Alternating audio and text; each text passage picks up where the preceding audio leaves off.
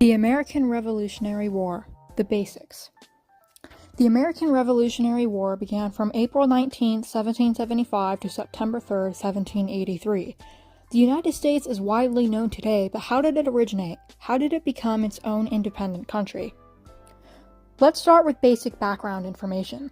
When the colonists first left England, they settled in Jamestown in 1607.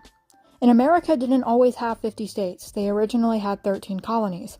They were separated into 3 regions: New England colonies, the Middle colonies, and the Southern colonies. The New England colonies were New Hampshire, Massachusetts, including Maine, Rhode Island, and Connecticut. The Middle colonies were New York, New Jersey, Pennsylvania, and Delaware. The Southern colonies were Maryland, Virginia, North Carolina, South Carolina, and Georgia, founded in 1733. Initially, when the colonists left England and came to America, they still wanted to remain British citizens under the Parliament. They loved Britain. After the French and Indian War, King George II died and passed the kingdom on to his grandson, King George III. Americans celebrated and cheered for the new king, but little did they know they would end up despising the British monarchy. Many events led up to the American Revolution, the first one being the Proclamation of 1763. After the French and Indian War, the kingdom was heavily in debt, so, wishing to prevent further conflict, King George III issued a proclamation saying that the Appalachian Mountains are the temporary western boundary for all the colonies. Colonial governors were forbidden to grant land to settlers west of this boundary without the king's permission. This action angered the colonists because some owned shares in land companies and others saw this as an infringement upon their rights. In 1765, Parliament issued the Stamp Act. The Stamp Act was the first tax imposed onto the American colonies. It was the law that all legal documents, including newspapers, marriage license, and contracts, must have a tax stamp printed on them. This act also imposed stamp duties on notes, bills of lading, wine license, and playing cards. This was also because the British government needed to pay off their debt from the French and Indian War. This enraged the colonists for many reasons, one being that they were directly taxed without any consent.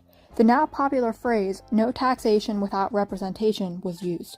They felt more like slaves than fellow British citizens, and felt like it was a violation of their rights. Not to mention they had to pay in British currency, gold and silver, which was scarce in the colonies. Many also saw it as a secret tyrannical plot, since they still had soldiers remaining in the colonies after the French and Indian War. The Stamp Act sparked boycotts, protests, and violence. It also divided them into the Patriots and the Loyalists. Patriots supported the Revolution and independence from Britain, while Loyalists remained loyal to the British Crown.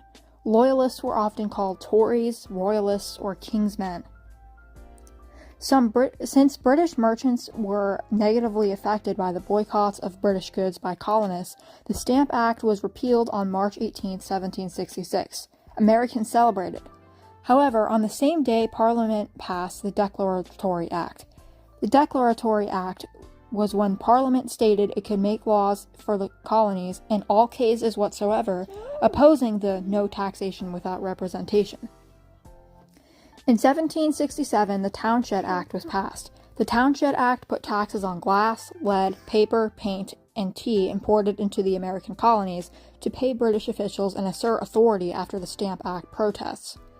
Colonists strongly protested the Townshend Acts through organized boycotts, non-importation agreements, petitions, and pamphlets like John Dickinson's Letters from a Farmer in Pennsylvania, echoing no taxation without representation and escalating to public unrest. There was a violent massacre called the Boston Massacre on March 5th of 1770. It began with an argument that led to a riot outside of a customs house, and 5 colonists lost their lives after being shot by redcoats. Their names were Crispus Attucks, Samuel Gray, James Caldwell, Samuel Maverick, and Patrick Carr. This caused absolute outrage within the colonies. 3 years later, on December 16, 1773, colonists disguised as Native Americans boarded British ships in Boston Harbor and dumped 342 chests of tea into the harbor, protesting the Tea Act, a tax on tea made earlier that year on May. This event is famously known as the Boston Tea Party. To punish Massachusetts for the Tea Party, in 1774, Parliament passed what patriots called the Intolerable Acts, or the Coercive Acts. The Boston Port Act made colonists pay for the destroyed tea and closed Boston Harbor with British troops sent by General Gage, a British Army officer, until they fully paid it back. The Massachusetts Government Act limited town meetings to just one a year and appointed officials without elections. The Administration of Justice Act allowed British officials accused of crimes to be tried in another colony of Britain, which removed them from colonial justice. And the Quartering Act forced the colonists to house and supply British soldiers in unoccupied buildings, causing more resentment. The Intolerable Acts led to the battles of Lexington and Concord. Lexington and Concord were the first battles of the American Revolution, fought on April 19, 1775 in Massachusetts. The battle began when British troops went to seize colonial weapons and supplies, but were met by Minutemen, colonial militia, leading to an ongoing war. 49 colonists were killed, 39 were wounded, and 5 were missing. 73 British troops were killed, 174 were wounded, and 26 were missing. The colonists ended up winning that battle. On June 17, 1775, the Battle of Bunker Hill was fought. It was one of the bloodiest battles of the American Revolution. Colonial militia repelled 2 British assaults but had to retreat on the third due to there not being enough ammunition, resulting in a British victory but a huge boost for the Americans. They now proved they were strong enough to stand up to trained British soldiers. About 1,000 British soldiers died and were wounded. There were 400 dead and injured colonists. A famous and important American named Joseph Warren died during the battle. He was a founding father, a physician, and was a key figure in the Patriot movement. On July 4, 1776, Thomas Jefferson signs the Declaration of Independence. He declares that America is no longer under Britain and is independent. On the freezing night of December 25th that same year, George Washington led 2,400 Continental Army soldiers across the Delaware River to Trenton, New Jersey. They went there to ambush Hessian troops. The attack took place during freezing rain and temperatures ranging from 29 to 39 degrees Fahrenheit. Hessian troops were highly skilled German soldiers who at the time were sent by the British. In 1777, the Americans finally make their own flag. I used a picture of it earlier when talking about the early colonies. Then the Continental Army, or America's First Army, encamps at Valley Forge during the harsh conditions of winter. They were under the command of George Washington. Valley Forge encampment lasted 6 months, from December 19, 1777 to June 19, 1778.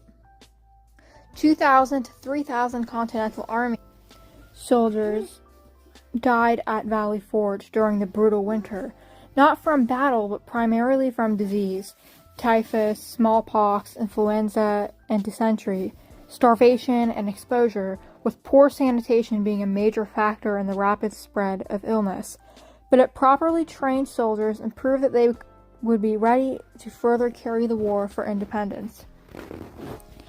Finally, on September 3, 1783, the American Revolutionary War came to an end.